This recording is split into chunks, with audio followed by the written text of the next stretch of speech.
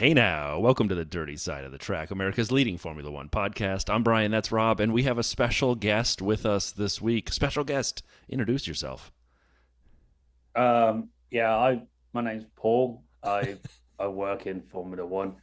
I've been around a little bit. I do a review sort of each race for a USA based podcast, which is good fun. Um, and that's it really. Welcome, thank you for joining us, Pitlane Paul.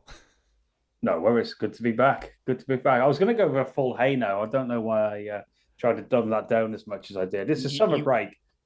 yeah, it's a summer break, and you actually ended up doing what sounded almost like some sort of like dating profile. But okay, that's.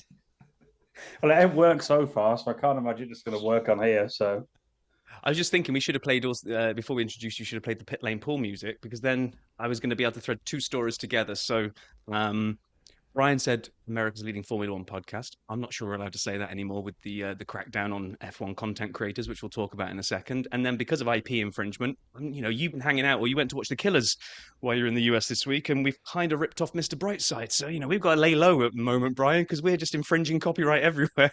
Totally. I was actually going to play this guy back from Canada a year and a half ago, which I love. Hey now! Hey now! Hey now! That was such a good time. It was. I would say we'd all had a lot to drink, but Rob, you suck. No, I'm not going to bring it up. I'm not going to bring it up again. I'm not going to.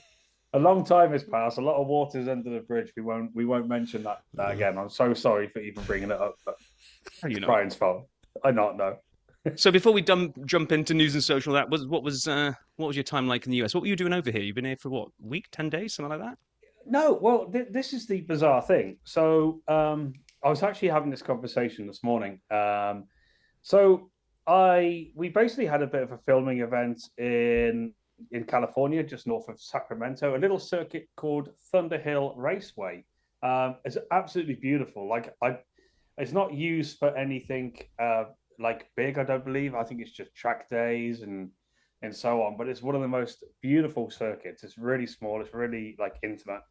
But it's we were doing some filming for one of our sponsors with Valterri. So I flew there. I flew to San Francisco.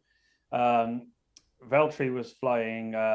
He was flying on a route into Dallas from Helsinki, then Dallas to Sacramento. So I had to get the hire car, San Francisco. Had some time to kill. Drove over the Golden Gate Bridge. I've been there a few times and never driven over it. So that was pure bucket list type thing. Got to Sacramento, picked up Valtteri, did the filming day, drove back down to San Francisco, had a night there. Then I went to Vegas, and then the Killers started their residency, so we did the Killer show. The following night, there's another upcoming band called Soft Echo. Worth checking them out, please do. So I watched that, and then I flew back home and landed yesterday. And the reason I make all that up is because it sounds like it was this epically long trip.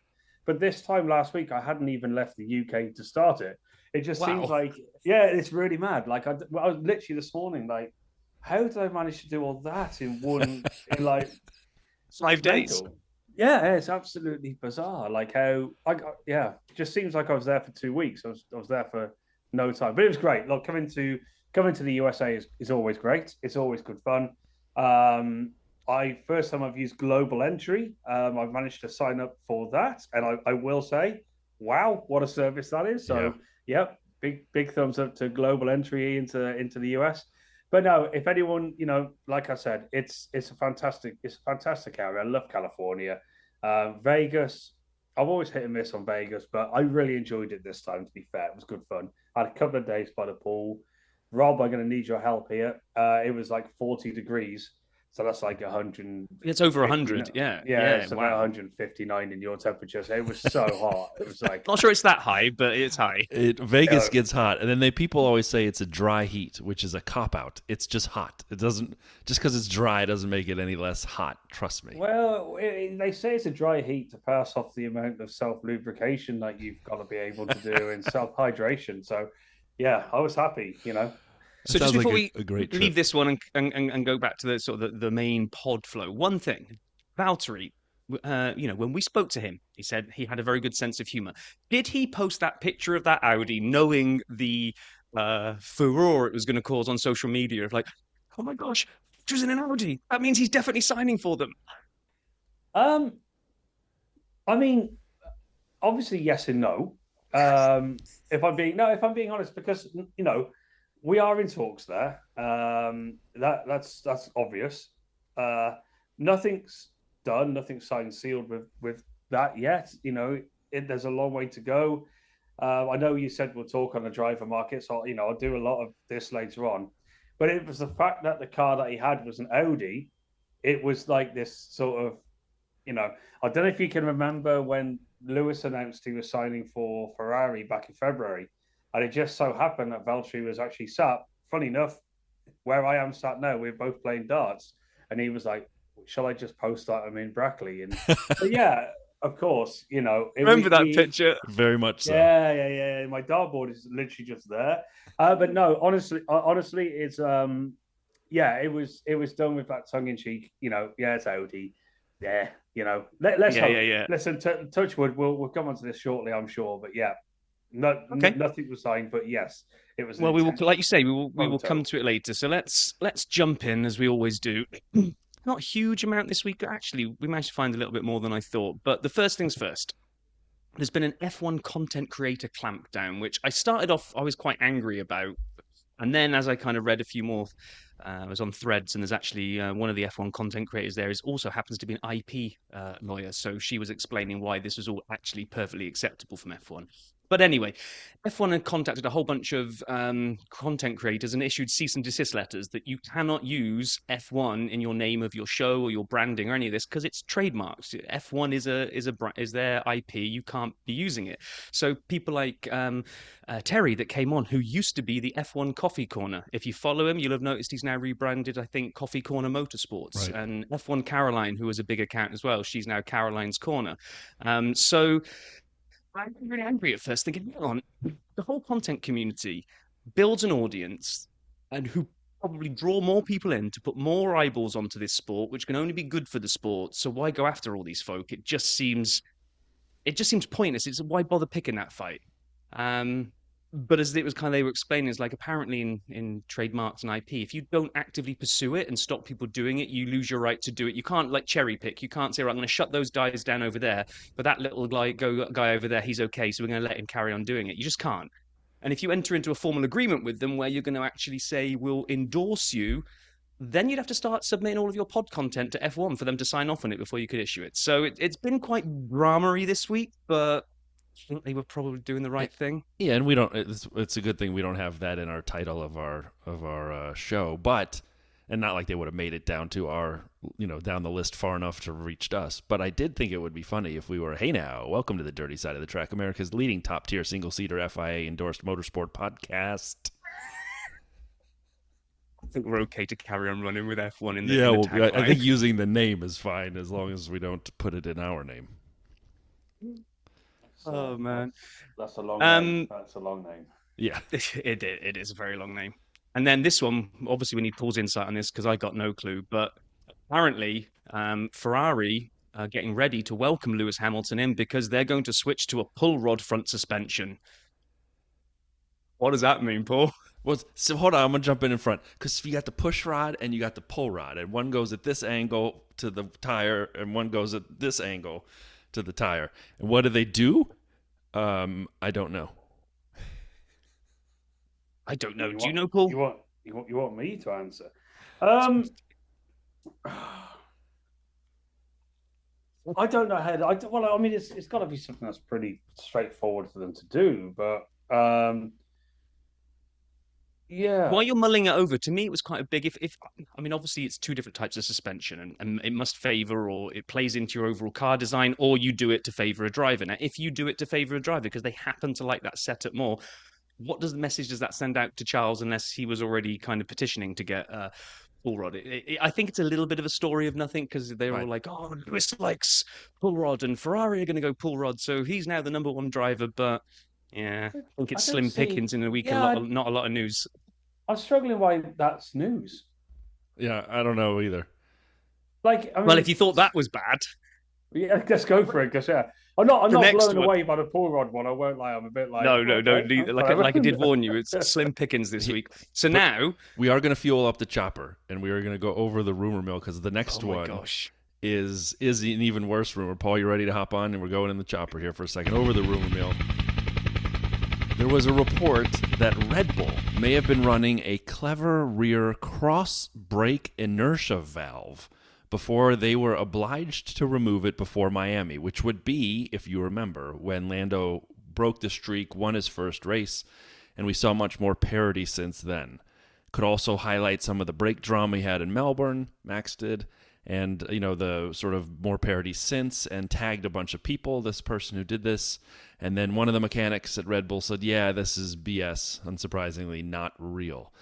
This feels like such a fake made-up story. However, every so often fake. you get that like Ferrari fuel flow kind of thing where like a team goes from really good to you see more parity.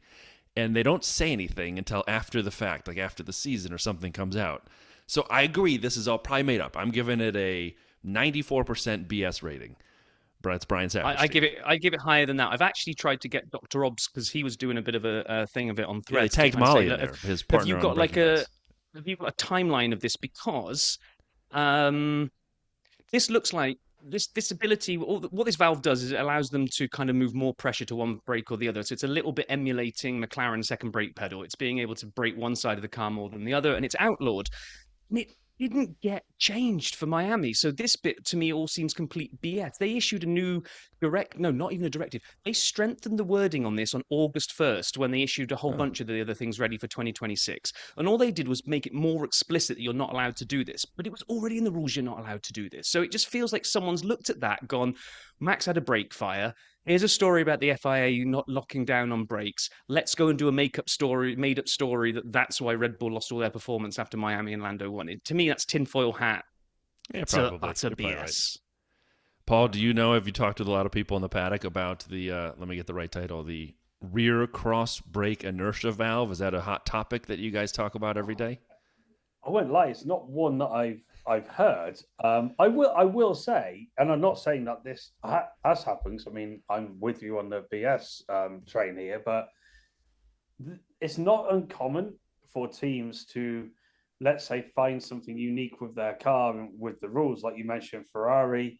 I have no evidence or anything of this one per se, but if you remember, Aston Martin were like, all of a sudden dropped right off for no real reason.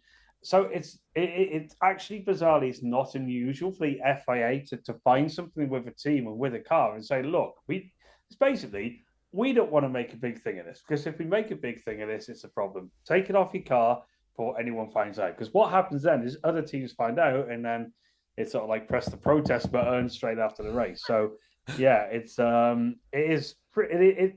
uncommon for this to happen. I'm not saying it did. I don't think it did. Yeah, just agreed. putting out there that I'm actually a little bit like, well, yeah, could have done, yeah. Okay. And we'll get more onto this next one when we kind of go into silly season a bit more kind of depth. But we were really scraping the barrels here for quotes. Damon Hill was having an interview and talking about how he felt Adrian Newey would be a really good fit for Aston Martin, as it's all kind of swirling around. Where's he going to go? What's he going to do? People kind of saying, will he want to go into a role where he's like 100% in amongst it and responsible for everything? Or now at his age, does he want to just kind of sit almost in a consultancy gig on the side and sort of point at people and say, put that over there, put that over there? So yeah, I mean, again, bit of a nothing burger. Again, slim pickings in the week as fun is shut down and there's not much going on. Brian found a really interesting graphic on valuations of teams. Sorry, yeah. I'll sleep for this bit. Well, so again, valuations of teams are all effectively what somebody believes they can get. And Motorsport reported on it, but they didn't do it. I can't remember if it was Forbes or whom. And Vincenzo Landino, friend of the show, did a lot of this as well. The point is, there are 4 teams in this valuation that are above, in their estimate, $2 billion each, which I think is probably high, but forget that for a second. It's Ferrari, Mercedes, Red Bull, and McLaren. And I don't have a beef with those 4 being near the top. However, there's a team at the bottom that surprised me, and it surprised me quite a bit.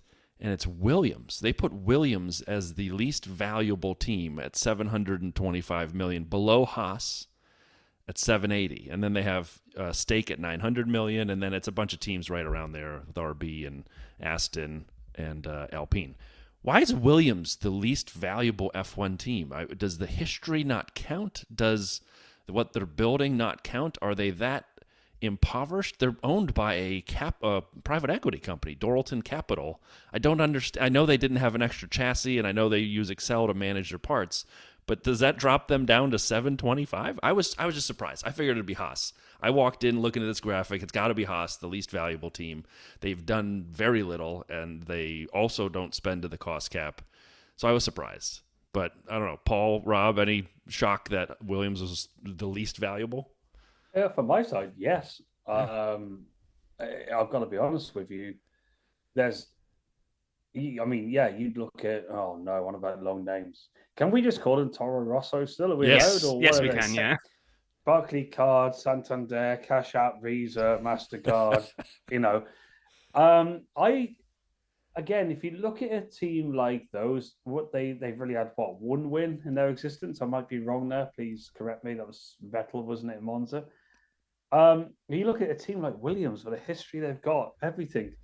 I'm a little bit shocked that if that's true, I'm shocked they're where they are. I really am. And again, below, I can sort of accept Haas because of Haas's, name. But yeah, apart from that, no, I'm shocked.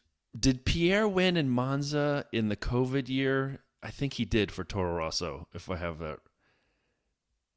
I could be wrong. Okay. Anyway, No, but you're right, okay, though. I okay, agree yeah. with you. Totally. And I was just shocked. I was shocked by that. Moving on to the next topic, which I found was fascinating. There was a meeting of team principals, and they had some conversations about a variety of things, and Zach Brown threw out a challenge. I think we need to find out who's the fastest. And F1 thought this was great, and they put a picture of James Vowles and Zach Brown and Christian Horner and Toto Wolff together. He means in a car, right? Because Zach Brown's a little bit portly, so it's definitely not a foot race, right? That's what I don't know. I mean, did you see how quick he shifted down the pit lane after Lando had won? I mean, he's once he gets up some momentum, he's going to have some stopping. Yeah, did you see the Drive to Survive where he was on hockey skates and was on his backside half the time? Well, maybe he doesn't want to do a nice skating race then. But I would imagine they mean in cars, Brian. Yeah, I would kill to see a team principal race in cars. Like, get them all, go rent them Kia Sportages at the same place, get them all a car, send them out on the track, get them a quali lap, and then see who wins. I would pay good money for that. I'd even pay some of Rob's good money for that too. Who are you betting on? Who's your that's a great question. Like, Horner raced. And he's but not too. I mean, there's that great quote where Brundle gives him the complete burn on the never grid made one it year. F1. Yeah. No, when he was what he said, you were never fast around here. He said, well, you wouldn't know, you never drove an F1 or whatever it was. But yeah, it was. So I mean, Horner's got background. Toto's driven, hasn't he? Yep, Toto. Yep. And Toto always goes out there with, like, do you remember when Valterri and Lewis went out there around the track with him when they were all at Mercedes and they went out in cars? That was great. I don't know. Yeah, I go over Toto or James, actually. Vowles. Anyway. Looks like maybe a bit of a silent assassin and nice guy, but then he's going to be ruthless on the track. I'm backing James. I think I'm backing Toto. Okay. Paul, you got a prediction here? I'm backing Zach. There's no way that he's going to make this challenge if he hasn't got something up his sleeve. So I go Zach. He did go on The Price is Right or something here in America and win money to put towards his first car. So Zach's probably a good guess. And closing this out almost, Porsche have decided that if they couldn't get in last time around, that's it. They're taking their ball and they're going home. And they've basically said Porsche will not now enter F1 like for. I think ever is a bit of a strong statement, but again, nothing weak, nothing statements. Porsche aren't coming into F1. There we go. Moving on. And now you've got something. Yeah, the last thing, I'll do this quickly. Paul, this is as much for you as the audience. There is a second break coming up in 2024. So the summer break is 3 weeks long of no races, and that's obviously not enough for the amount of time you guys put in with the whole season and how long it stretches. But after Singapore, there's like a fall break, 3 more weeks off before the USA race. So I don't remember that as I was looking at it. I'm like, oh, okay, that's another 3-week break where we'll be scrambling for non-branded content so we don't get shut down. But interestingly, next year, 25 starts 2 weeks later. We don't start off in the Middle East, and we don't get it in front of Ramadan, so we're not in a big push. It starts off in Australia, which I actually personally believe is where we should always start off because it's just a great palate starter there. We close at Abu Dhabi because they pay for it around the same time in early December. But because we start 2 or 3 weeks later in 25, there is the usual 3-week summer break. But other than that, there's only 1 2-week break in all of next season calendar, which I think is not good. I mean, like Paul from the inside, can you feel the difference between a 1 and 2 week break between races, and are they valued? Because next year it's just 1 week, it's 2 races 1 week, 2 races 1 week, race 1 week. So there's very little in the way of breaks next year. Yeah, I know I've touched on this one previously on when I've been on with you guys, but I'm sort of quite lucky. I work with a driver now, so we're quite, we don't really need to be at the track till Thursday. We go home on Sunday. So double headers, triple headers, as we call them, don't hurt us as much as it hurts the mechanics because their off time sometimes is pretty much on the plane. That's when they have a little bit of rest when they're flying from race to race. So for mechanics, for families, it's really bad. I think it's not right. But yeah, it's not great. It's not great. I don't care about the driver side of it. I don't care about that. It's the operational side, and I know the background work that goes into it. Bearing in mind where are we Sunday? Yeah, teams have been in Holland already setting up for that race. So each race is over 2 weekends. It's the weekend before as well. So unless you have the crew to go to the next race or pack down a previous race, that's all on one team to go and manage that themselves. So it's not, again, I'm not going to harp on about this one too much, but for me personally, mechanics, catering, garage technicians, yeah, it's really not great. Yeah, that's what it is. It's going to be a tough next year, I think, is what we're saying for everyone on the ground the whole time. It is, and just quickly, I think we noticed the gap after Singapore before Austin. I was always believed, and even in my calendar up until pretty much the summer break, I'd had an entire file for the missing race that was going to be put in at that time. Because if you look at it, you could, my gut feeling was if they were trying to sign someone like South Africa, and that was going to be when South Africa came in. As it turns out, does not happen. So we get an extra holiday. I'm going to Koh Samui in Thailand after Singapore to sit on a beach and drink beer. So I'm stoked, to be honest with you. That sounds pretty good. That sounds actually after that, really good. After a thrilling news roundup, wow, you can tell it's the off-season. I'm just glad not one off-season, the summer break. I'm glad we got a race next week. Brian, do you want to crack open the video vault? Yeah, we'll do this quickly here and a couple that we found, because this week, finally, the team started releasing their video vaults that they'd been building up. The last 2 weeks, it was me out there searching desperately for content and finding information. This week, it was as much as you wanted. So, first off, Mike, thank you. Dirty Cider Mike sent in a great vintage video to me and as well to Rob, but then also Adam and Rob from Fantasy Hub and HQ.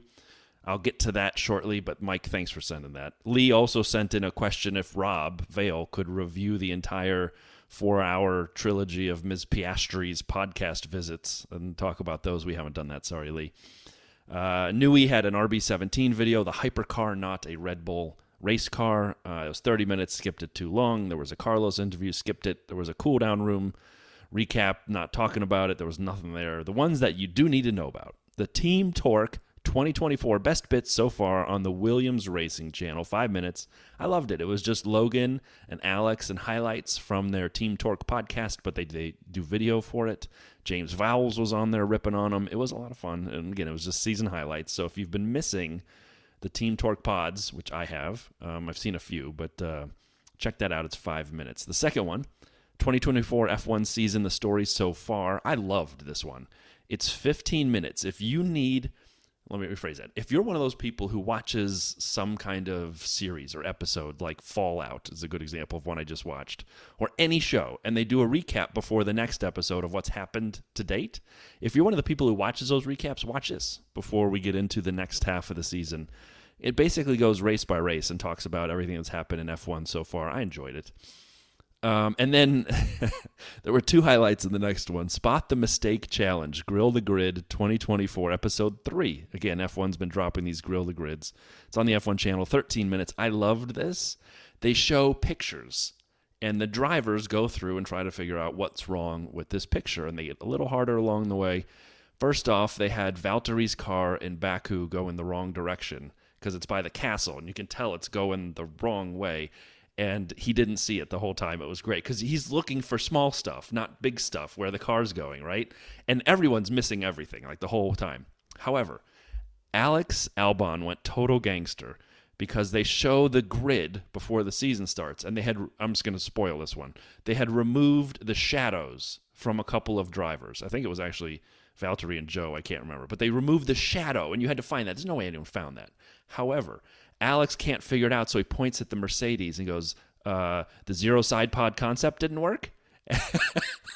And I thought that was so great that that's what he decided to say to fill the air. He's like, I don't know. That was so good.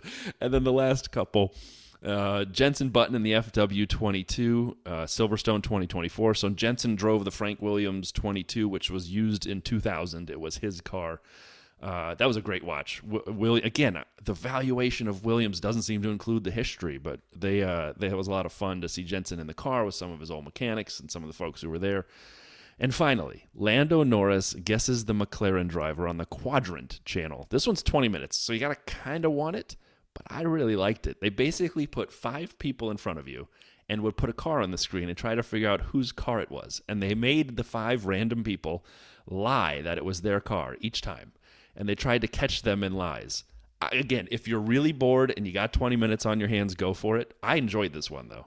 And that, with that, Paul, Rob, anything to add before I close the vault? No, just close the vault. No, close it, mate, no. And with that, the vault is closed. Oh my gosh! Tell you what, if this break had been 1 week longer, God knows what we would have done for. I was ready to do Olympics This one really coverage. feels like scraping the barrel. This whole episode 100%. So far, but now we're here with Paul. Just very quickly, you mentioned the Valtteri picture. I was trying to think, when have we done this? Because I know, but we actually do all this pre-season. We have a big when they do all the graphics for the start of F1, I think I've mentioned this before, we go down to London and we do all the graphics. And they do all these little random things. I'm sort of sat in the room while they're doing them. And obviously they're capturing about the drivers asking different things, doing different things as well. Obviously, I don't see what happens with every other driver because I'm only there with Valtteri. But I can remember it. When you mentioned it, I thought, I remember this picture. So I can remember they put it up, and I just sat there and went, well, the car's going the wrong way. And I can see him umming and ahhing. I can't say anything, but I was just sort of trying to wave him. Like it was, yeah. So no, we mentioned it. Yeah, okay. I remember we doing that. That's funny that you remember that one. And like you say, he's looking for a detail, right? And it's a big thing because the car is literally going back down past the castle as opposed to up and around. Yeah, I think we did 3 or 4 of them. I can't remember. Anyway, sorry. Off you go. No, that's okay. We wanted to kind of talk to you now about kind of view from the inside of the pit lane. So we've got a few topics that we wanted to go through of there are certain things that fans, people like us, make a big deal about from the outside looking in. And it's like, does any of that really permeate through? And do any of you guys care? Are there even things that maybe hit the Paddock radar more that we don't know about that actually you guys go, wow, can't believe no one's picked up on this? So first things first, because I would say that there's been a definite change in tone from your clips that you've sent in. Last season, as we all found it very difficult to try and get excited about races that Max had won by 30 seconds again, it's fair to say that you were never too upbeat in your post-race reports. This season, more winners, and you've been noticeably more positive. So how much does competitive F1 scene permeate through to all of you guys in the paddock? Like, how big a deal is it that it's not just Max winning every week? And again, nothing against Max, just general unpredictability of it. Okay, great question. I think. Okay, so I won't lie to you. You guys, you guys put me under a lot of pressure after a race to try and get a review in. That's why sometimes you'll notice I'm doing them as the race is finishing if we're sort of quite happy that's the result. What from a personal point of view, it's really hard to be really positive in a race because of how we're performing as a team. You know, it does impact us. It does make you sad. You know, we just mentioned previously about people not having a lot of time at home. You're away for long periods, and when you're away, you're not doing very well. It kind of really kicks you, and it's really hard to try and be positive about things. So like if you look at last year, I'm watching these races and I'm just sort of like, okay, Max is winning. I've got to go on and speak to you guys and try and make it sound something interesting about it. We've sucked again. We're down wherever we are. And I've just got zero motivation. And I apologize again. I know I've apologized before, but it just sort of gets to you. Whereas this year, we still suck. To be fair, we still do. But at least when you're watching the race, it's actually enjoyable to watch. There's things happening. So I think in terms of other people in the paddock, that's my side. Of course, everyone's enjoying it more. Nobody wants to just see one team winning. I've been in a team that we've won pretty much every race in the season, and we don't care. I'm pretty sure Red Bull don't care the previous years. But now you've got a really nice buzz because the McLaren guys are brilliant. It's amazing to see them doing well. Ferrari, they're always there. Weirdly, Mercedes, it's nice to see them winning, doing well again. So you've now got four teams that are all sort of sharing the love a little bit down that end.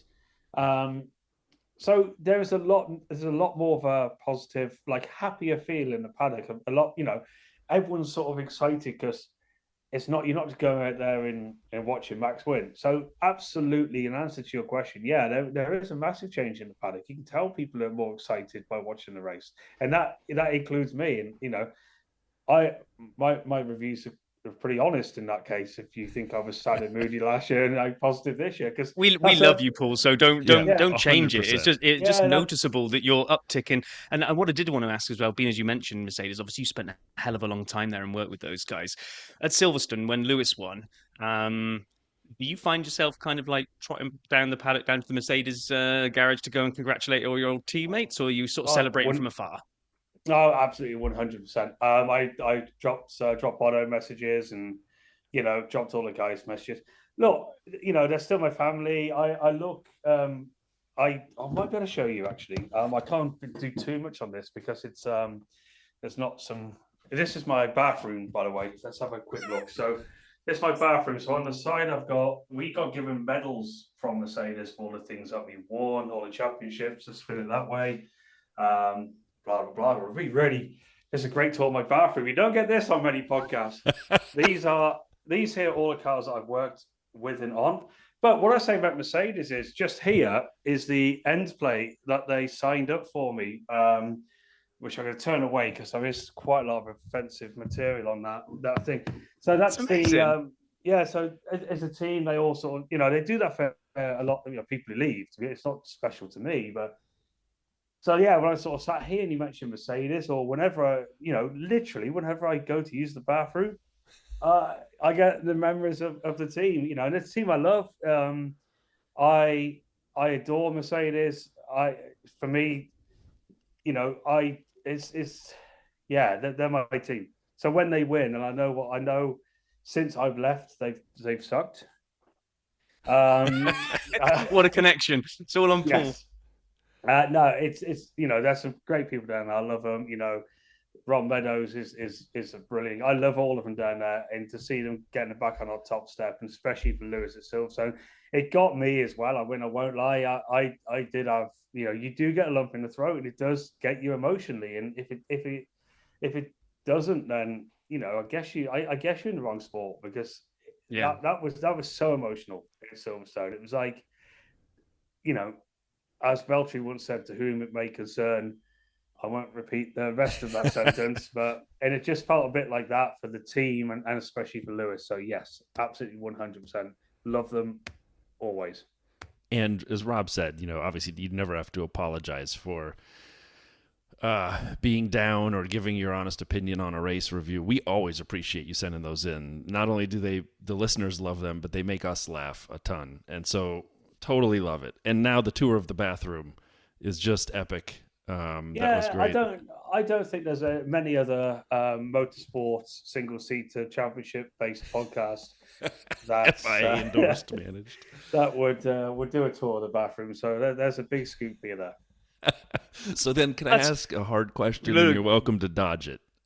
I use toilet duck, but I tend to use a lot of bleach. But I also put the pods in the toilet. The ones that make the water quite funky and colourful as well. But I'm pretty on top of my hygiene. So yeah. Well, can we go back for a second, not to the bathroom? So you talked about since you've been at Sauber, and right now you talked about where things were this season and last. And again, feel free to just ignore my question, but you guys are sitting on 0 points at this point of the season. Is there a point coming this year, do you think? Will an opportunity present itself with a strategy or a track that suits the car where you're able to get Valterri or Joe, but probably Valterri, the way he's clearly outperforming Joe at this point, to 10th? We just spoke about teams being a lot more close up front, and we always have this in the championship. I'm so careful not to say the title now, but yeah, it's so you never know. But you've got 4 teams that are super quick, so that's positions 1 to 8 if we have no retirements. Right. And points only go down to 10. I've always said, and I still believe, hand on heart, I would love to see points extended to cars that finish, because I think it gives racing down the bottom a lot more. With the pace of the car compared to Alpine have sorted their problems out, so they're up and down, but they've sorted their problems out. Williams are looking a little bit better. Alex is consistent. Logan's putting in some shifts now. Danny, Rick, and Yuki, to get those last 2 positions, it is ridiculously hard. So can we get a point? Of course we can get a point. There's no reason why not. There's times when it can be really circumstantial. We might need a little bit of luck, like retirements in the weather. But also, and I know we spoke about doing the reviews, but I'm sure we'll touch on this as well. But if you look at the start of the year, we threw away a lot of points through the pit stop issues that we had as a team. So, yes, we sit on 0 points. And we deserve to sit on 0 points, by the way. I'm not defending anything, because other teams, the simple fact is the other teams have done a better job. When we've had points or been on for points as a team, they've made mistakes. There's no denying that. You can't hide from that fact. But we were still in that position to get points before that. So yeah, it sucks that we're on 0 points, but I also think it doesn't really tell the whole picture. But I also think the cars, you get so few retirements now. You don't get them.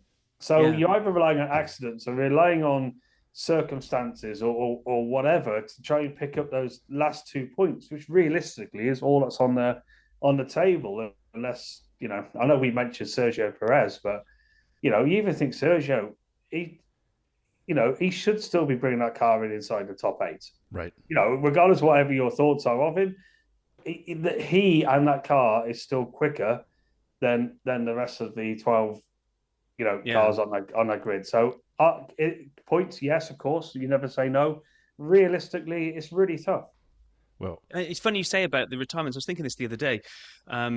Probably the last regulation change was the last time. Was that the year when we had like Ferrari's external combustion engine, all that kind of stuff? Was that so? But then they seem to get on top of that stuff so quickly that I can't even remember the last time we saw like a car properly let go, white smoke out the back and all this kind of stuff. We just don't see that mechanical breakdown anymore. It's, testament to the sport and like designing these things for consistency. But part of you kind of likes sprinkling the odd retirement in here and there kind of does upset the order sometimes. But yeah, even if you look back at the wet races, wet races always throw that spanner in the works. But whenever you've had wet races, wet qualifying, even the point now where no one's. Forgive me if I'm wrong here. Feel free to correct me on anything, by the way. I don't feel like many cars are massively out of position, even on like a wet qualifying. No, I think if you look, you're still going to have, say, the top 10 is going to feature pretty much the 7 quickest cars, and then Sergio will slot in somewhere down the back when he's screwed it up again. But yeah, it's a real hard championship. There's a reason it's so close, and the reason there's a reason it is the hardest championship out there is exactly these reasons. The margins are so fine, and you can't make mistakes. You make mistakes, you get punished, and yep. Well, after a very deep and profound discussion around the performance and how the paddock reacts to different winners and losers and all this kind of stuff, we need to switch gear to something a little more silly, which is silly season. So obviously it's the stuff that drives all of social media nuts. Everyone's got a map of the different seats and who's got one and who hasn't and where someone's going and what rumor they heard in a taxi because they saw Max Verstappen being picked up by a taxi being taken to Brackley or whatever they want to hear. We all frenzy, we have a feeding frenzy on it, and quite honestly, we love it, and it gives us content to talk about. But how much does silly season penetrate into your world? Is it topics of conversation around the paddock, or is it just something that we all concern ourselves with, and you guys don't care? No, it's honestly it's constant. So this year's been very strange. I mean, as we speak, we're still nowhere in terms of next year. We're hopeful. We've been hopeful on a few different things. Carlos Sainz held all the cards in the market, and there's a number of reasons why. Some of them I just can't go into. But there's a lot of reasons why Carlos was so highly rated.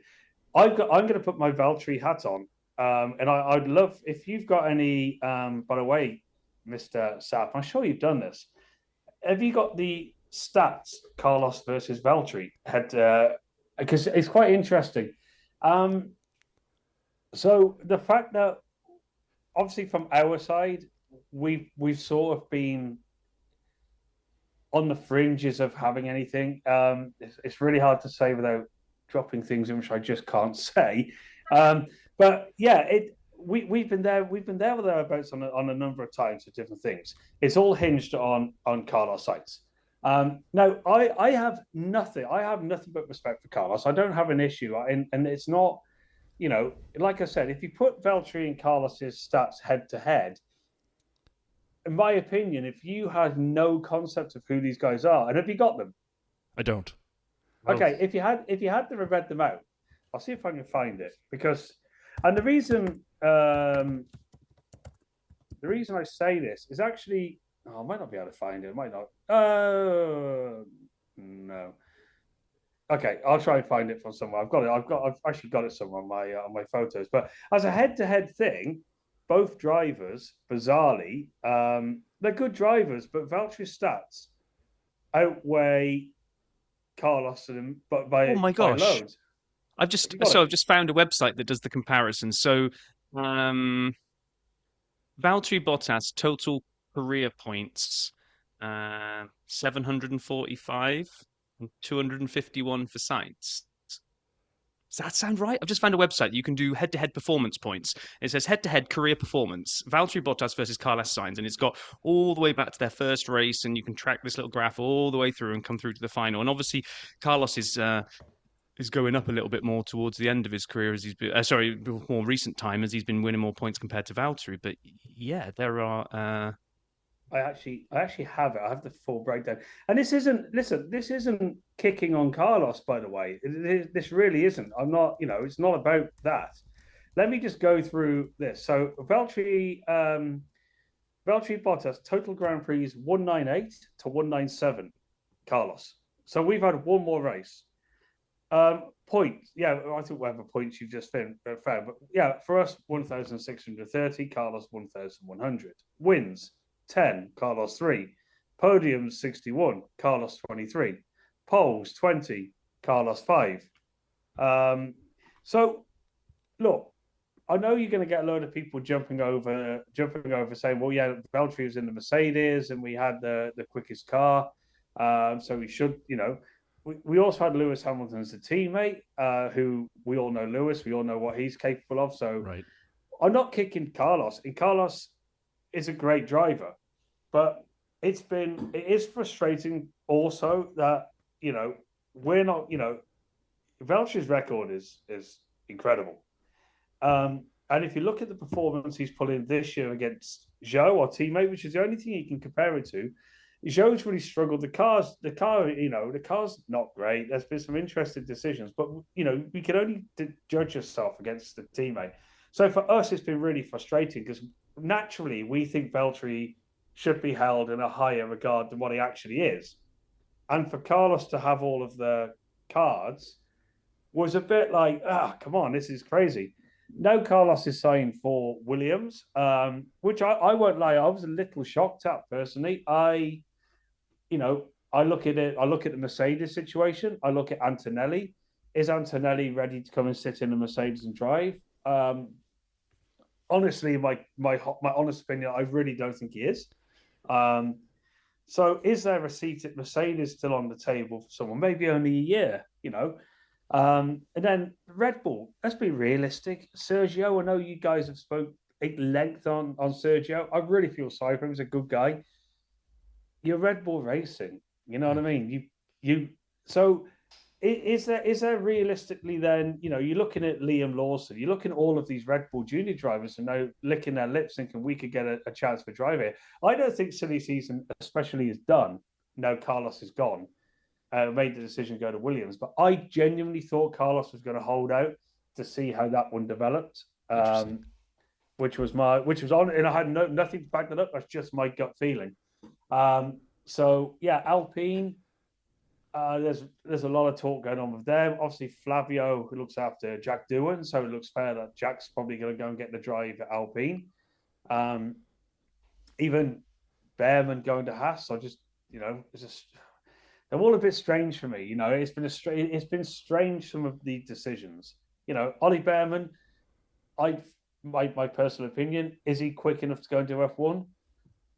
But the jury's out. I mean, if you look at the F2 championship, both him and Antonelli are actually not doing great. You can argue the car, blah, blah, blah. But you've got someone like Paul Aarons, for instance, the Estonian guy who's consistent. He's doing well in races, but he hasn't got a look in. So, yeah, the drive market's really mad. In answer to your question, I appreciate I've just rabbited on for a bit. It is a massive discussion because it's so topical. We have Drive to Survive coming to us all the time, asking if they, can they do an interview where we're discussing the driver market? And we're like, well, it's a bit of a interesting subject. Not, it's not something we really want to. Actually, just you watching you talk then, and watching you, and obviously people listening on the pod won't have seen you going through this kind of turmoil, but you trying to work out what you're allowed to say and what you're not allowed to say was kind of interesting in itself, right? So, how much do the drivers even keep their cards? I mean, do they have those kind of, so where are you going to end up next year? And then, not sure. I mean, is there this kind of I'll show you yours, I'll show you mine if you show me yours type thing that goes on? Because it actually, you're not all going to have open and honest conversations in the paddock either, are you? You're all doing the same thing that you just did to us of what can I really tell you? But even more so, right? Because it's even more so from driver to driver because you're trying to read a clue on what they may be doing. Well, yeah, I mean, there's very few times the drivers are all sat together. You'll either be flying with different drivers. It'll get discussed on planes. Every Friday night, the drivers will all sit together in a FAA meeting. So there's opportunities then. And then when that bus is going around before the race and all up there waving to the crowd, there's a lot of chat goes on that bus as well. So yeah, of course, look, the drivers all talk to each other. It's long and short, it's out of their hands. It's very rare the drivers have a say on anything that actually goes on. But yeah, it's been hard this year. It's been very challenging from our side. It's not been nice. But yeah, like I said, I mean that stats thing I put up. It doesn't mean a great deal. At the end of the day, Carlos Valtteri, they're both excellent drivers. But when you look at all my point is, you look at Valtteri stats, you look at it next to all of the drivers who are coming in, and you're like, how is this guy not getting more of a look in anywhere? Yeah. I'm going to be biased, of course. I appreciate I'm going to be biased. I have to be. He's my driver, but yeah, there's a lot of frustration. There really is, Yeah. because it's And when you look at I'll call you Sauber. When you look at the car, right? We want about kind of like car performance and being at the back and not being as fast. I mean, the grand scheme of things, sometimes when we look at quali or we look at any of this, it's only 1.3 seconds covering like the entire grid. So it's not like the car is like a complete lead balloon that's just going around at the back and pootling around in there to make up numbers. From your side, where is the car losing performance at the moment? Is it your straight line speed? Is it the corners? Is it a little bit of all of the above? It's like, is the one thing that I know you might not be able to answer this, but is the one thing that the team is trying to work on, same way that you mentioned Alpine kind of got on top of some of their issues and got that? Do you sense that there's this kind of, there is something coming, upgrades or whatever that could kind of solve some of this, or is the car kind of concept just locked in for the season and they're going to do all they can to squeeze the best out of it? well, it's a really funny thing. If you try to explain F1 to somebody who doesn't really understand it, then you try and tell them that the difference between the first car crossing the line over 6 kilometers and the last car is 1.3 seconds. And they're like, oh, it's so close. And you're like, no, it's not close. We suck. And like, what? Like, and actually, when you consider the distance of a track, and you consider the front, the front wing of one car crossing the line at the end of it to the car that sucks, and these people look at you like you're mad. F1 is that super close. The problem you have in terms of the answer to your question is, yeah, of course we do upgrades, but everyone else also does upgrades. You're always doing sims. You've always got R&D. There's so many things happening at the factory when you're racing. So there's always development in every team. So you might find a chunk of time. We've seen that McLaren. Is it this year McLaren did? McLaren just took a jump. It was, wasn't it? Yes, it was this year. McLaren took a jump because they got an upgrade which just really worked. Whereas you'll find that actually all the teams upgraded at the same time. All the teams got quicker.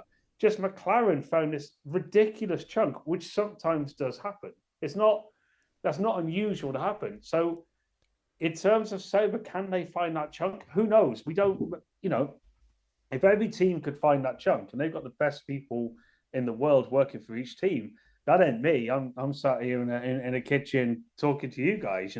There's people who will always be developing, always trying to find that little gap. And the data you see in a wind tunnel, the data that you see in terms of the simulator, does it actually relay onto the track is what you're seeing in the simulations.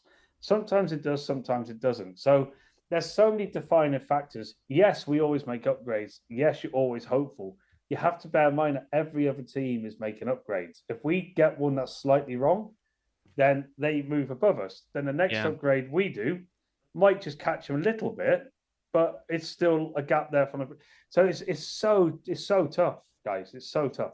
Have you thought about going back in after the break and just like nudging one of the mechanics or engineers and be like, "Hey, what about a rear cross brake inertia valve? Wink, wink." I mean, we could just do. We need all we can get. I've got some good tips from the old BAR days. We got banned for races through that's a not complying with the regulations. So yeah, I've got a track record of stuff, and let's not talk about double diffusers. So yeah, you know what I mean. But this is what I mean. There's so many ways, and you talk about each team. This again, goes back to this to these little tweaks that teams do, and then they get banned and found out by the FIA. If you imagine, can you remember Mercedes? What was the steering? DAS. Yeah. So because it complied with the rules in terms of what they were actually doing with it, FIA couldn't actually ban that, but they could ban it at the end of the year.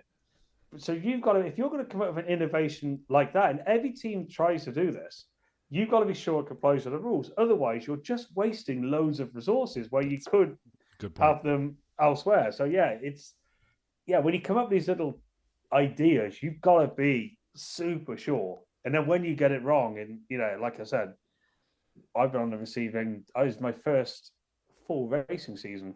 Barcelona got our tires mounted on a Friday. We were kicked out for 2 races, so we packed up, went home.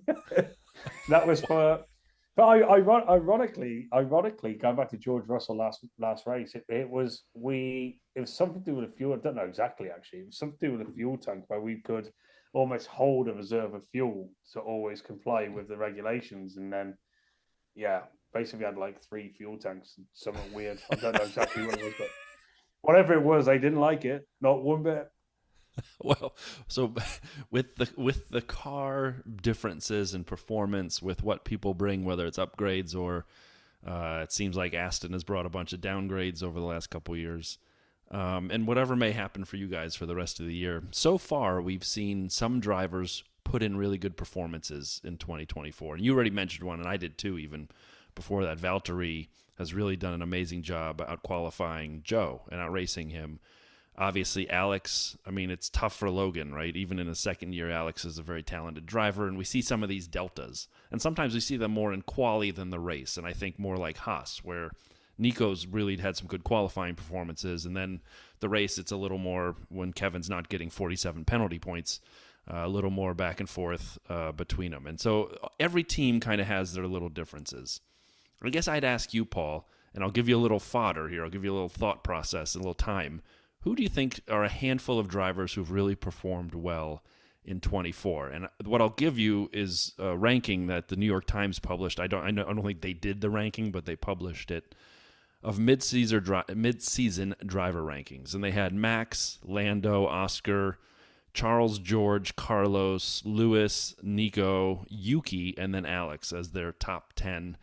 I'm not saying I would agree with all those, but I guess when you look at it, anyone stick out on either end? Somebody who's really outperforming their car or teammate, or the other end, which is maybe, and obviously you've heard me bang away about Checo, and I've loved him for years, and it just hurts me to death, but it ain't working. And so I put Checo down sort of at that bottom in terms of expected performance. So who kind of sticks out in your mind, one side or the other? I mean, mine's going to be an easy one, and I'm happy to answer your concerns by why I would choose this. Although I think you'll agree, Oscar Piastri to me has been. You have to bear in mind he has a. I mean, Lando's still young, but he's very experienced now in F1. Yep. Let's not forget he's done this for a lot. Oscar in really his second season, I think that is a obscene talent that kid has got, and I think he is a number one driver in the making. I'm pretty sure you'll probably come on to thoughts around different things, including the Budapesting, which we'll go on to later on. I think Oscar is, he's not beating Lando. Let's be right. He's not beating Lando. But if you go through the teams now, you've just mentioned Sergio. Look at Max and Sergio. Look at the gap between those two guys. It's very unique. So I don't think I've ever seen in a race-winning car. I'm going to go back to my last little heartfelt thing about Valtteri. Yes, he got a lot of points at Mercedes, but the fact remains is, while Lewis was winning races, Valtteri was always his rear gunner. He's always his wingman. Yep. So for Sergio to be so far off Max is unusual. I'm not, I know we mentioned Belgium. Even when he does okay in qualifying, you're right. I mean, I listened to a podcast. I did like a 25k walk through the forest on the Mondays. We were there testing, and you guys were right. What you said, he's finished 20 odd seconds behind Max, and he started. There's something not right with Sergio at the moment. So, I think you look at you go through. So we covered McLaren. So I think those two are working great. Ferrari to me is a little bit. They're okay, but again, I don't think, I know it's going to break Rob's heart. I still don't think Ferrari really extracting everything they can. Whereas I think the next guy I'm going to talk about, which is Lewis Hamilton, is starting to extract so much out of that car. A car which I think he's struggling to drive in that Mercedes. So I'm also going to put Lewis up with the same sort of bracket as Oscar. in terms of the positions of those top 10. So I think Lewis is driving that car to a great level. He's definitely quicker than George. Lewis Hamilton is arguably the best driver on that grid. I mean, people will say Max. I'm obviously going to stick loyal and go with him. And then further down, Yuki Daniel. Whatever. Alpine. They're so inconsistent. It's not fair to draw on them. Hulkenberg is fantastic qualifying when it comes to a race. He just sucks. Well, no, he doesn't. The car. I think it's the car. Yeah, sorry, the car eats its tires still. Yeah. And like K-Mag's trying his best to protect him to get points for the team. And I mean, I love Kev. Like we laugh so much. And just seeing him get penalty. What race is he? He just got so many penalties. I just saw him afterwards. He just burst out laughing, like, what is going on? But again, that's the job. But the thing is, people will hate on him. But this goes back to what I'm saying about our team. When you're down the bottom, when you're fighting for everything you can as a team, if you've got someone like Kevin who's going to do what he does to protect the team, that is an asset you'll never get. So people shouldn't hate on Kevin Magnussen. What people should actually do with Kev is think, he has got Haas so many points. Valtteri did it with Mercedes in times. I know we look back at the battle in Abu Dhabi 21. Go back to Sergio, the way he held Lewis up, which was irrelevant in the end. But sometimes you need your teammate to. Sometimes your teammate's got to be the one that takes the hit. Yeah. And that can happen. But so yeah, I think Nico's done a great job, but only really qualifying. What team have I missed here? I was going to say, what I love the fact is that you've skipped a team which we keep joking about every single week are skipped by the TV broadcast, and we said they've both gone into witness protection, that we forget the team even exists at the moment. And so have you, because you've gone from the top end straight down to the bottom, and poor old Aston Martin are right in the middle with nobody talking about them. Yeah. But again, Aston Martin's such a weird because listen, it is they're a team. I mean, Brian, did you see the factory when you were at Silverstone? They have an incredible building. They have an incredible place now. So they are a team that is on the rise. They've got a guy who is an unreal driver in Alonso, and they've also got Lance Stroll. But you have a team that really is just bizarrely underperforming. They announced a few weeks ago that they're not running the Mercedes engine. They're going to go to Honda. Is that correct? Have I got that right, or was that McLaren? No, was it McLaren? I think it was McLaren, but don't quote me on that. Is it McLaren? Yeah, I thought it was Aston. Could be. We'll get it right in the comments. Yeah, well, whatever. I mean, like, they're a team that are... sorry, just doing a Google. Yeah, it is Aston Martin. So Aston Martin has confirmed Honda. It's Honda. They're an engine supplier that once been Formula 1 minute, and then 2 years down the line they're going to pull out again. So I look at Aston. I'm struggling, and again, I don't mean that against Lance nasty. Lance is an okay driver. If you're a team like Aston Martin who want to get to the top, is your driver partnership Alonso and Stroll? And if I know Stroll, people can say his dad's there, yada yada. Okay, but his dad employs thousands of people in a company. So, in order to move up the championship, Fernando's not going to be there forever. Is Lance now your number one driver? And you're right. And I think that's why people tend to skip over Aston Martin a little bit, because they're almost sinking into their own shell. I think, and I love the guys there. They're an old team, still Jordan.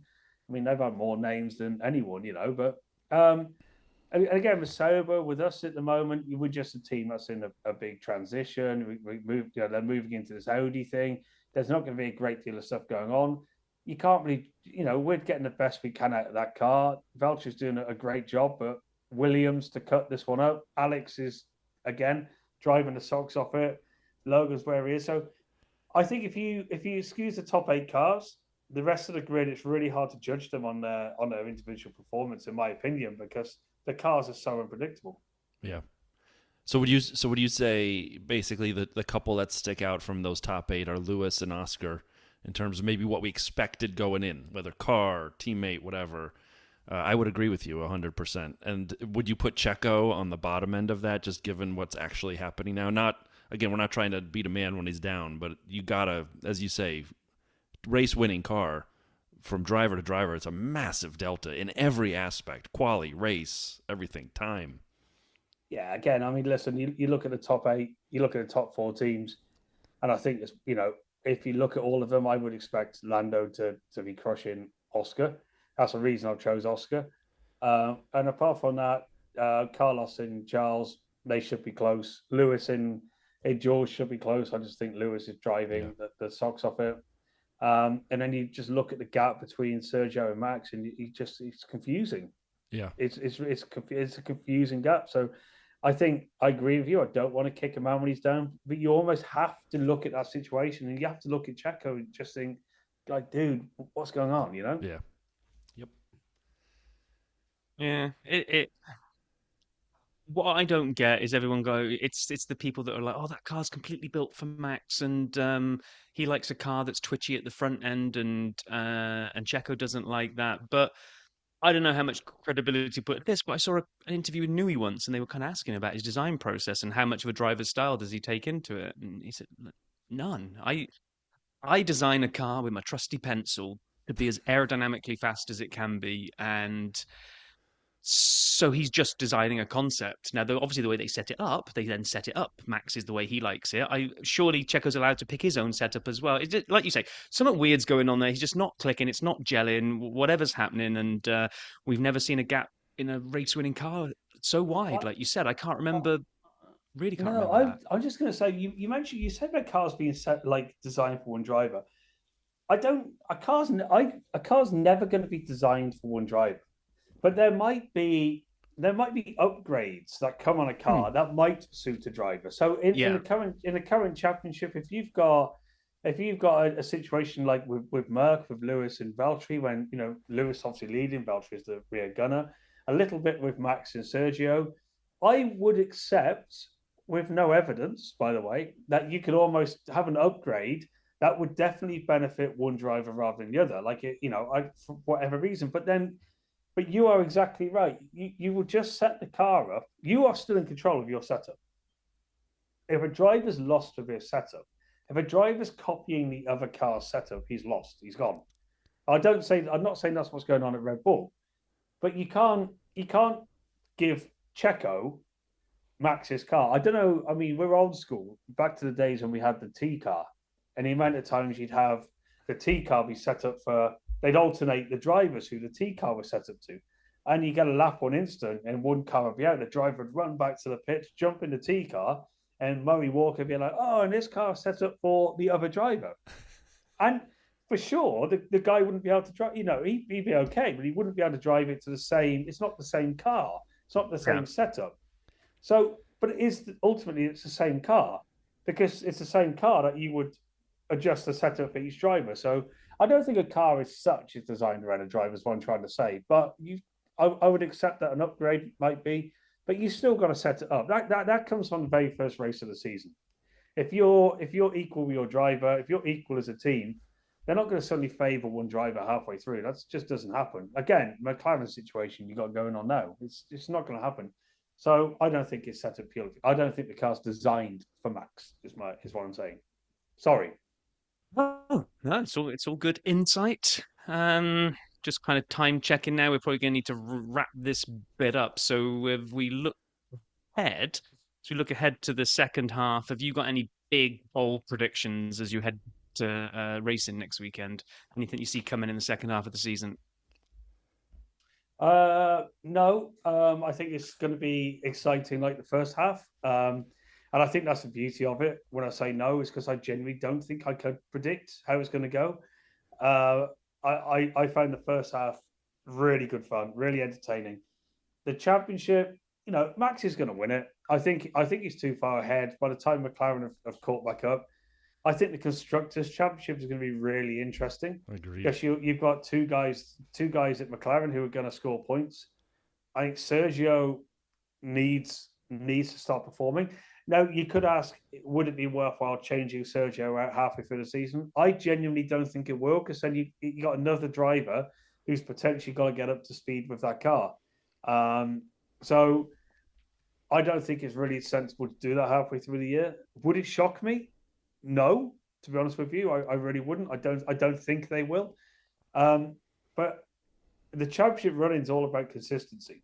So yeah, I think Max is going to win it because he's already too far ahead, and he's always going to be in the top 4 or 5. Constructors, I think that's your real battle. I think that's really interesting. Which way do you think it's going? Oh, I'm gonna go McLaren, and the only reason I'm going McLaren, I'm really struggling with Sergio right now. And if this guy comes back and he starts performing, it'll be Red Bull, so they've already got the lead. And there's 10 races left. Is that right? Yeah, 9, yeah, 10? 10. Yeah, 10.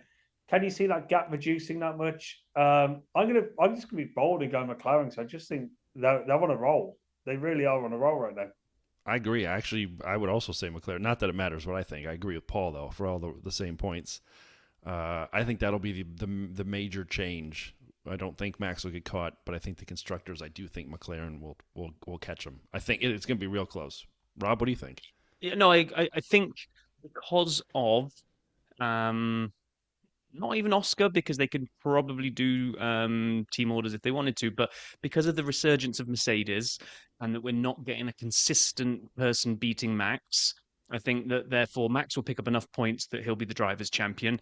And I think McLaren have just got to make sure they can stem the tide of the Mercedes resurgence, because if Mercedes then start picking up again, they'll all take points off each other, and then maybe McLaren can't reel in Red Bull like they need to. But I'd go with you guys. I think I'll say McLaren just to sneak it. Do you think they'll be thinking about all the meetings? Just remember every single Sunday morning meeting we have. So they can think about all those meetings every Sunday morning at McLaren. How much? Okay, let's just, because Paul referenced it earlier, but we do need to move on. But how much did that whole? It was Hungary, wasn't it? The big speech to get Lando to move over for Oscar. How much did that get talked? How much is happening after that race in the paddock with people talking about that? No, it's a nothing burger, or it's kind of a topic of conversation. The few people mention it. More people were laughing at Max. Pretty much just turning into. We're being so angry. Oh, it was so funny. Just quickly on that, Lando had earned the position as leader of the race, and I think that's what people have got to remember. They made a pit thing to bring him in first. He undercut Oscar. It was probably part of the. And the thing is, a team will do a deal, and I think that's what Lando was saying at the end of the race. Whoever got to turn 1 first holds position. McLaren aren't in a driver championship fight. I don't think, and that's my honor. And I go back to what we previously said. I think if the gap between Lando and Max was a lot less, and there was a genuine, okay, if we can win this with Lando, they probably would have accepted Lando winning the race. But I think it's more of a team thing. And if we had a little bit with Nico and Lewis, I think if you inject a bit of let's say argument between the drivers, a bit of hassle between the drivers, it's only going to interrupt the team more. And I think at the moment they need both drivers on song so they can bring on the constructors. But that situation will happen again, maybe later in the seasons, and then they sort of have to hold position. We've had that with Valtteri and Lewis, and it hurts and it sucks, but it's the right thing you have to do. I mean, I think you're right. I think we've roughly said the same thing, that it was a team call at the end of the day, because for the team it made no difference. It was all about scoring a 1-2 and protecting it. So a team call, and it was right. Like you say, had Lando been, if he was going to win that race, he would have taken first place in the drivers' championship. I think you're right. I think they would have said it, but he isn't. So you can kind of see why they. Do you know the intro? I don't know if you guys. I'm sure you guys would have mentioned it, but obviously Mark Webber is Oscar's manager, And if you think back to Mark Webber in Vettel in that time, not even the multi-21, if you actually think back to a lot of the battles they had together, especially over a race, and same as Nico in Lewis, if you allow the guys to race, you are potentially risking a 1-2 finish, which is more valuable to a team like McLaren right now than not. So, yeah, team orders are really bad, by the way. I don't like them. So I like to see drivers racing, but sometimes you've got to play the sensible card. So, question for you that me and Brian discussed it, and we think it probably should have been the right way to have done it. If you were, in hindsight now, do you think Lando would regret not giving Oscar back the position immediately on the proviso on the radio, we're good to race now, and then maybe, because whatever there was, 20 laps left, let the two of them race for 15 laps, and then like Mercedes used to do, call it off once it's about 5 from home, right, that's it guys, lock in and bring this thing home. Mercedes used to do that quite often, of like let them race for a while and then call it off. I think, yes, but I also think the issue was Oscar couldn't catch Lando. Yeah. So, if Oscar was catching him, he was far enough behind Lando where it wasn't a problem. I don't think. So Lando's sort of like, that's why Lando was quite cool. Well, if he wants to get by, he's got to catch me up here. He's got to get closer to me. I think Oscar sat there thinking, well, he's going to give me the position back. And then if they start racing after that, yeah, I agree with you. I don't think that would have been a bad thing to do. But you've got to remember, and it goes back to what we're just saying. They have a chance to win the Constructors' Championship. I can't remember the last time they won it. It would have been, I can't remember the last time they won it. It's a long time ago. It's probably 20 years, more than that. Yes, I think it is. So that for that team is such a golden prize to win the Constructors' Championship. You've got to bear in mind, for a team, you're not going to say you don't care who wins the Drivers' Championship. Mercedes, when we had Nico and Lewis going for it, and then Nico and Valtteri, and even though I know I work with Valtteri now, as a team, we don't overly care which driver wins it. Couldn't care. All we care about is winning our constructors as a team. So could you also then imagine them racing and taking each other off? Yeah. Is that's worse? Again, remember Lewis, Nico, Barcelona, lap one. It does happen. It ultimately does happen. We've had it. Red Bull have had it. Would you rather that situation than upset Lando for a couple of hours? Yeah. I do love the Mark Webber, though.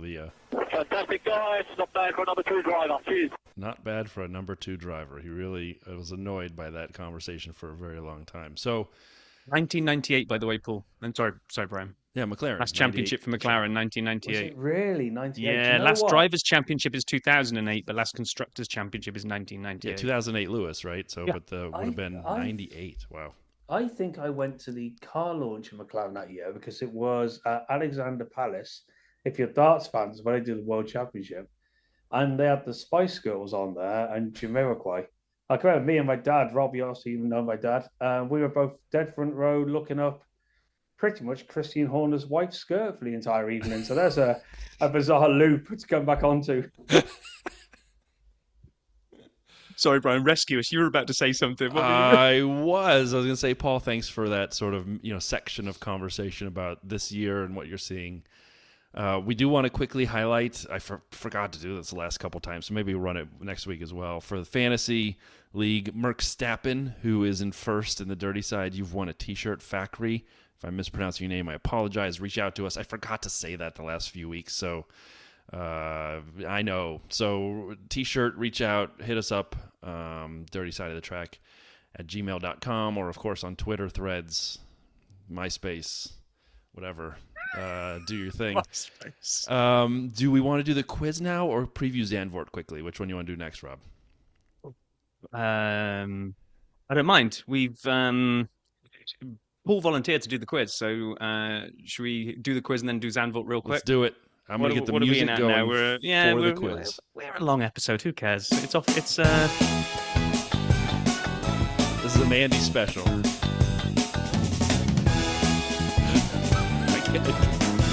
I think Paul likes the music more than he's letting on. Oh, good God. Oh. Right, now, you kind of sprung it on us.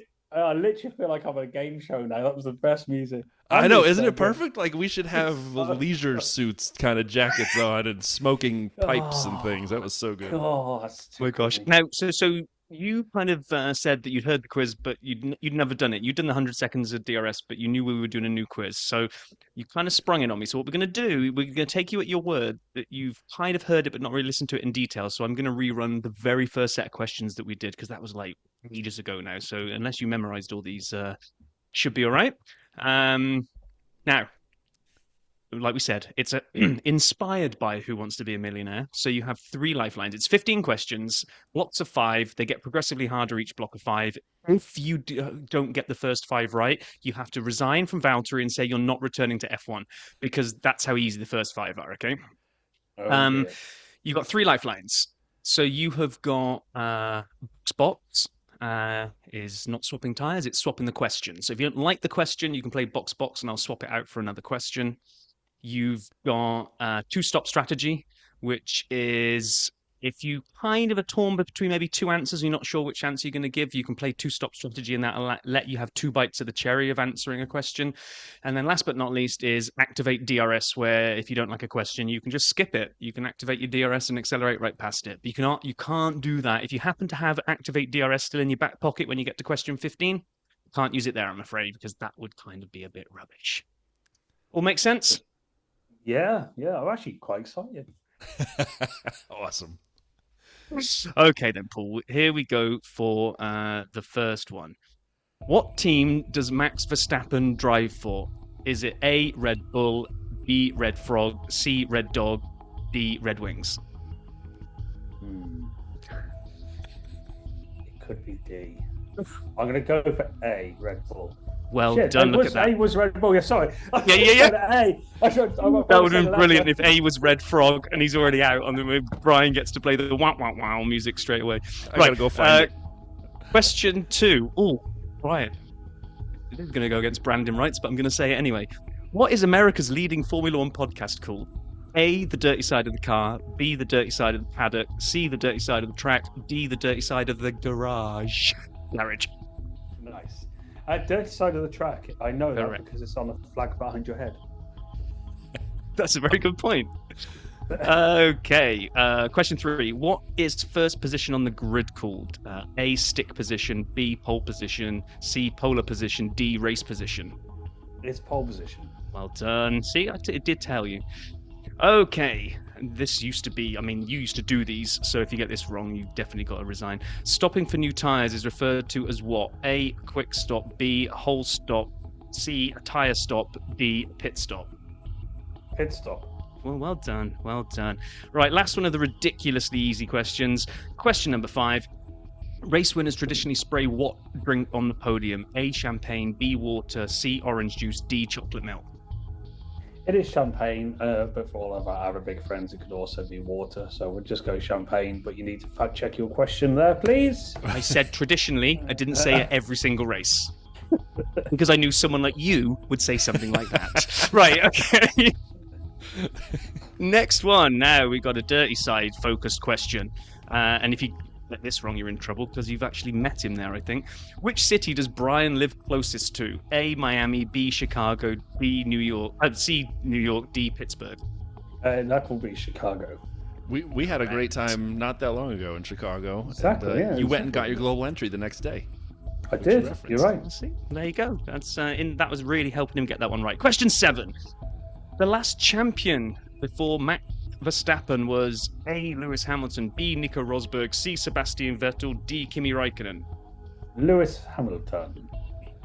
Oh, Kikoki, well done. Question number 8.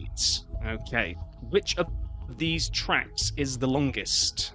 Okay. A, Jeddah, B, Baku, C, Monaco, D, Spa. Spa. Hmm? Spa. I didn't hear what you said there. I thought you went ha. There you go. Like you were thinking. I was My heart skipped a bit. So have I got it wrong? No, Spa. No. You got it right. I was kind of caught thinking there of whether you were going ha, but no, Spa obviously rhymes. Okay, right. Hamilton's 7 titles ties him with who? A. Jim Clark, B. Fangio, C. Schumacher, D. Senna. It is Michael Schumacher. It is indeed. Right, now we're coming up to the end of the second set of questions. So they're going to get harder after this one. You've still got all of your lifelines in place. So the fastest pit stop in F1 happened last season. Which team did it? A. Mercedes, B. McLaren, C. Red Bull, D. Haas. And you do have your lifelines, remember. So, and it was done. If it helps you, I think it was lap 27 of the Qatar Grand Prix in 23. If you want, if that really helps focus your mind. You're going to lock in McLaren, or you're going to go for a? Oh no, this is really bad. I'm sure it's McLaren. I'm going to activate DRS, but I'm Really? Sure You're going to completely skip it? Yeah, I'm sure it was McLaren. Right. Well, 2 things. We've activated DRS, so that one's gone. You've gone to the next one, and you were right. You should have trusted yourself. It was 1.8 seconds. Yeah. Oh dear. Okay. Well, it's okay. You've got 2 lifelines left, and we're up to question 11 now. So.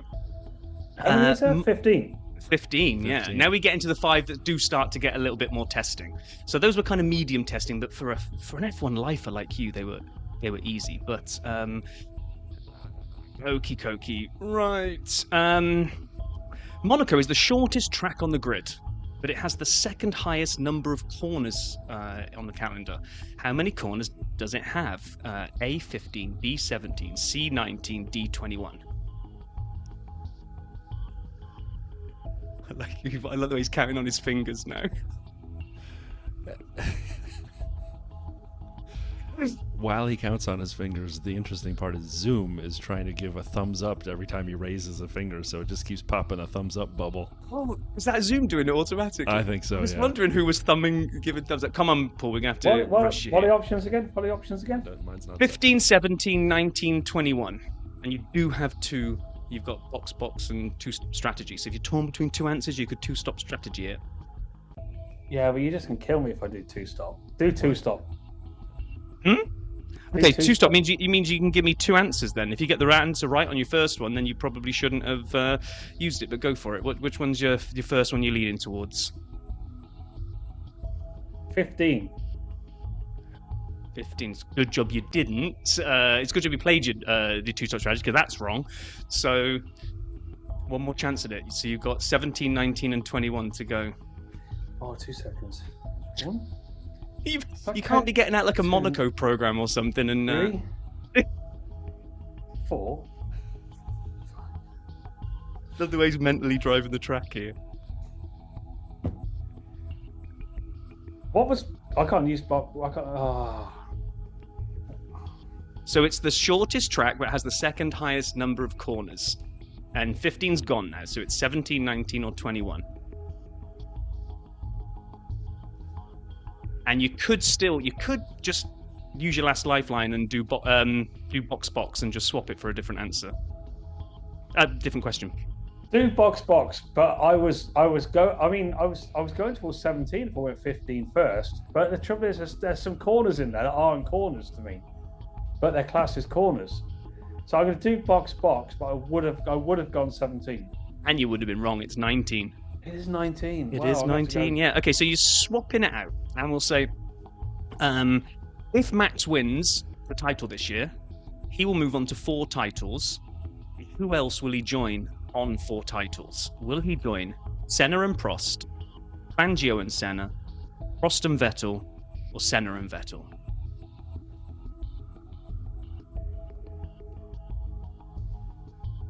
The concentration on the face, look at that.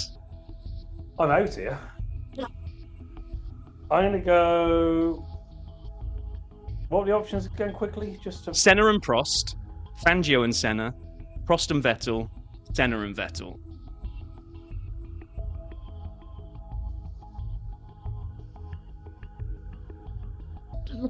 I love the... wish people could see this. I love the turmoil that you can see that he's going through right now. It's like... So I'm stuck on 2. Well, it's definitely Vettel, isn't it? Well, Vettel funny, got- actually, we ran these questions last time, and the same dilemma cropped up. Somebody was sure it was Vettel, so it narrowed it down to the Prost and Vettel or the Senna and Vettel. So it's I thought Flip of a Fangio had coin 4.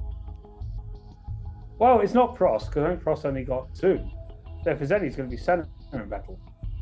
I've got this lingering thing that Fangio's got close. So let's go Senna and Vettel because I mean, at the end of the day, it's not that important.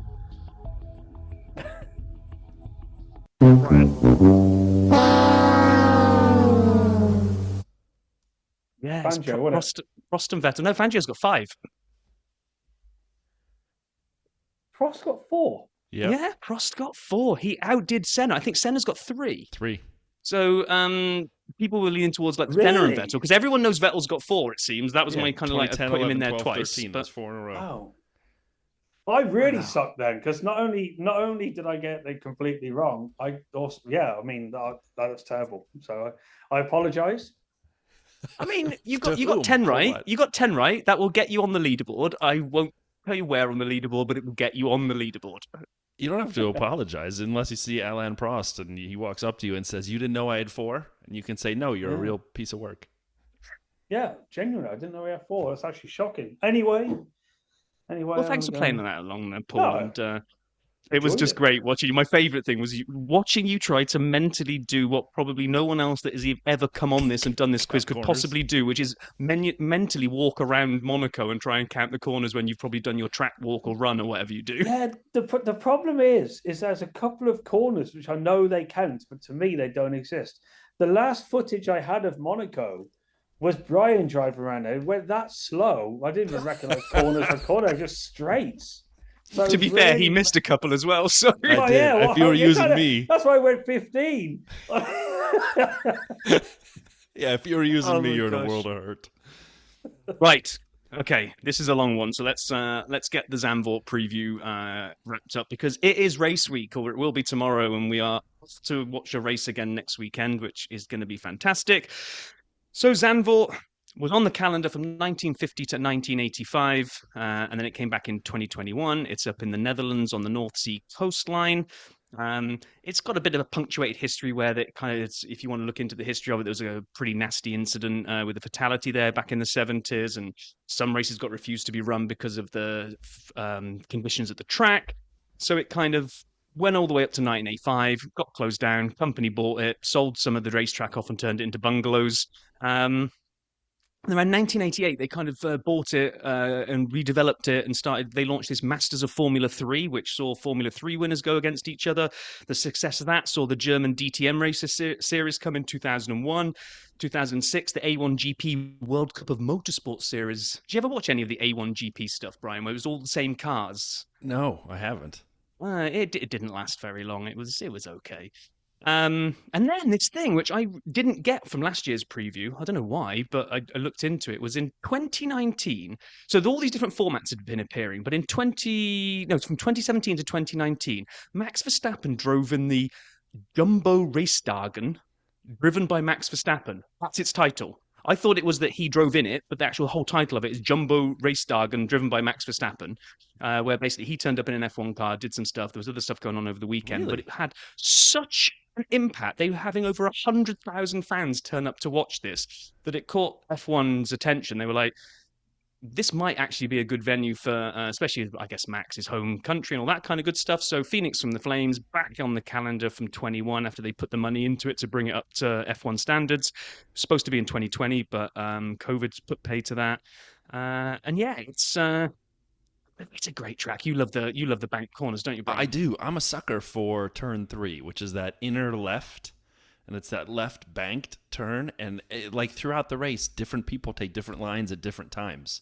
And I always love it. Sometimes Fernando especially loves to take different lines through there, trying to overtake or get his nose up on the inside on somebody. And that's where famously Danny Rick almost ran into countryman Oscar Piastri, and he had to bail out and break his hand.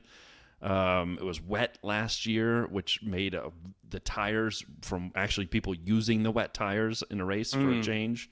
And then the inters and the trade-offs was fascinating. and it looks cool. I didn't know it right until it came back. I didn't know it from the 80s. I didn't know there was a race there. I didn't know it was right.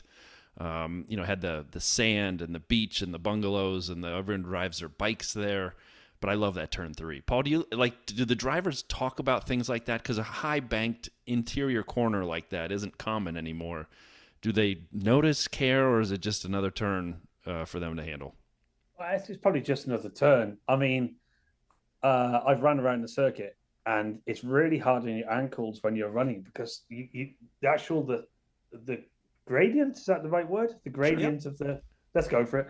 The angle of the corner, it's actually a lot more steep than you might think. Like it's really, when you first run it and see it, you are a bit like, whoa, it's pretty incredible. So yeah, to see the cars on there, and like you just said, to see the different lines the drivers take, it's a great circuit. I mean, it's a good place. It is a good place. It's very small in terms of what we normally go to for F1, but yeah, it is welcome on the calendar as far as I'm concerned.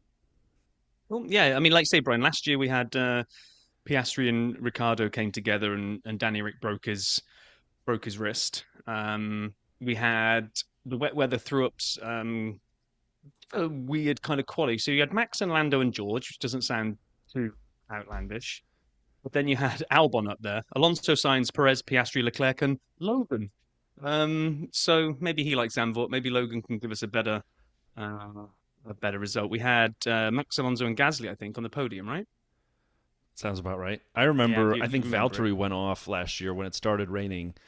Joe had a massive crash towards the end. Exactly, and Valtteri went off ahead of him. I may have this backwards, Paul, but turn 1, and then made the escape road and took off. And Joe came in even hotter and went straight into the barrier, and that was what slowed. I think they halted the race at that point or something. But you were seeing cars just start to pile up, which we don't allow anymore. Back in F1 10, 15 years ago, it would get wet and 4 cars would go off in a row in a corner before they'd stop something. It was fascinating to me to watch cars continue. And then Checo, I think, went way off in turn 1 right after Joe or something. But anyway, I love watching Zandvoort. It's just kind of a neat little track. Yeah, it was actually it was a wet start, and it dried out after I think 2 laps from memory. I think Valtteri I think it was dry. I can't remember. I know rain was impacting because Valtteri overtook 8 or 9 cars in the opening lap. I think it started raining as they left the grid. There's something That's weird right. like that. It went back and forth, I think. It went wet, dry a couple of times. Then we had the monsoon at the end, and we had that big 45-minute delay while they sorted things out after Joe's crash. But yeah, it was a bit of a mess. Right. Yeah. So I'm really looking forward to it. In terms of repeat winners, we've got Jim Clark up on 4. We've got Jackie Stewart, Niki Lauda, and Max Verstappen on 3. And then Ascari, Brabham, Hunt, and Prost on 2. So Max wins his home race. If he wins it, it'll be 4 in a row, and it'll put him up on the top with Mr. Clark. He's the only modern driver who's ever won there, and it's his home track. So with the pace of other cars, McLaren, Mercedes, and at a shorter track that's not quite as high a speed, Ferrari, I think, factor in. Could this be the first time Max doesn't win his home race? Question. Yeah. I think there's a chance. Be. You just mentioned the previous winners. Niki who? Lauda? Niki who? I love it. People say you sound like an owl. Who? Oh my gosh, this is what we've descended into. We really do need racing to come back because this. Anyway, let me just wrap this up. So, constructors, Ferrari have won it 8 times. Lotus. I love the fact because it had such a break. And then there's only come back recently, and it's obviously only Red Bull that won it. We can have Lotus still up there with 6, McLaren on 3, Red Bull on 3. Ooh, so it's a constructor head-to-head on 3. I favour one of those 2 teams to probably win it this time. And then we've got BRM Matra. I've heard of them. They won it in 68 and 69, and Brabham in 66 and 80. So not really too many. You've only really got Ferrari, McLaren, and Red Bull of kind of note because, like you say, Red Bull have just dominated since it came back. Yeah. Or Max more specifically. So that's that. This time next week, we will be getting a upbeat race report from Paul. Hopefully, we haven't annoyed him too much. It should be fine. It should be fine. When do you ship out? Thursday? No, Wednesday. funny enough, just been chatting to Valterri through this. We're just talking about flights as I was actually doing the podcast as well. So yeah, I go Wednesday. So Valterri's nearly been on the pod again, kind of. Yeah, kind of. He's still enjoying his holidays at the moment. So if you follow his social media, he's been over Montenegro in Europe. Lovely place. I believe it's where, if it got any Game of Thrones fans, it's where most of Game of Thrones was filmed, I believe. But he's in that region anyway. He's obviously cycling. So yeah, I go Wednesday, he goes Thursday. It'd be great to get back into it. I won't lie. We love the shutdown because everyone gets a bit of downtime, a bit of time to recharge. But we also like, all right, let's just go and get this done now. And we think it's halftime. It isn't halftime because we're sort of like, quite a long way through the season. I think we're 15 14 out down. of 24, I think, aren't we? So 14 out of 24, 10 yeah, left. 14 out of, wow. And it always goes so fast the second half of the year. So before you know it, it's going to be Christmas time. So yeah, happy Christmas, folks. And the season is done. Thanks for joining us, Paul. See you next season. Oh, man, this was great. Thank you, in all seriousness. Thanks for joining us this week and sharing your insights and the conversation, man. It's always appreciated. It's a pleasure, guys. It really is. Awesome. Well, everybody, it is race week. We'll be back next week with a recap of the Dutch Grand Prix. Be well, be safe, everybody.